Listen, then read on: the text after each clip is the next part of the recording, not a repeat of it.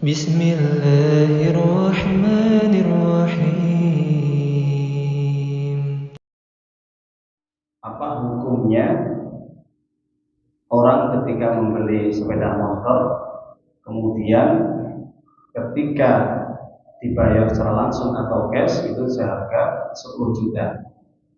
Maksudnya ini mungkin motor second ya, kalau motor yang baru nggak boleh. Akan tetapi kalau kredit maka jatuhnya menjadi 15 juta. Kira-kira apakah kredit itu hukumnya riba? Para jamaah ibu yang dimuliakan Allah Ta'ala, yang disebut dengan kredit atau hukum qard ya, di sana secara jelas para ulama mengatakan itu diperbolehkan. Jadi hukum kredit itu boleh ya. Tapi dengan syarat bahwa ketika orang mengkredit sepeda motor, mengkredit mobil, atau mungkin ambil rumah atau barang-barang apapun ya, perkakas rumah tangga dengan cara kredit, yang penting syaratnya itu ya, di situ tidak boleh adanya penambahan ya, tidak boleh ada penambahan ketika di waktu nyicil ya, di saat ketika orang jatuh terlambat untuk membayar itu tidak ada penambahan. Misalkan akadnya motor itu harganya kalau kredit 15 juta, ya sudah, maka dia harus membayar sejumlah 15 juta meskipun ketika nanti jatuh tempo itu dia terlambat membayar, maka tidak boleh ada penambahan ya. Maka kalau ada penambahan itu namanya riba. Jelas Bapak Ibu ya. Meskipun di akad itu ya, itu dijelaskan ya bahwa yang penting nanti bayar harus tepat waktu ya.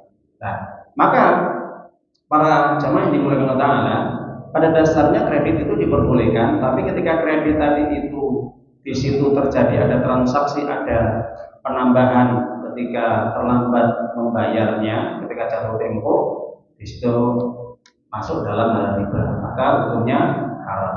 Makanya jelaskan para ulama mengatakan kullu qardin syaratu fi izdidahu fa haram. Setiap utang piutang ya. Jadi kalau kita lihat kredit itu kan sebenarnya kalau kita lihat itu memang dia transaksi yang ada penangguhan. Tapi itu bisa menjadi riba manakala hukum kredit itu nanti terhubung dengan pihak yang lain.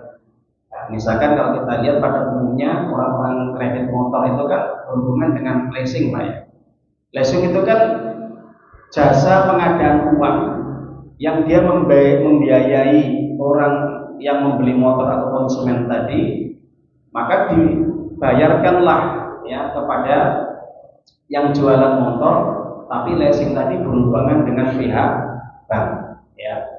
Maka orang ketika membayar motor menyicil itu otomatis membayar kepada leasing.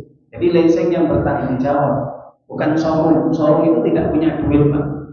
Jadi sekarang kalau kita lihat ya, motor-motor yang dijual itu dia berhubungan dengan leasing.